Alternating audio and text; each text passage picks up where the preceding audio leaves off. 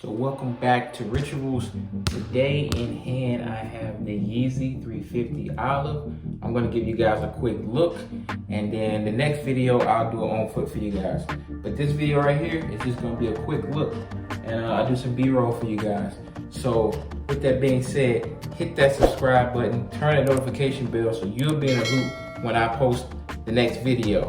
And give this video a thumbs up. Let's try to get this video to 1,000 likes. Let's go. But here you go, the Yeezy 350 Sulfur. Yeezy 350 Sulfur. But basically it's an olive color. So yeah, let's get to it.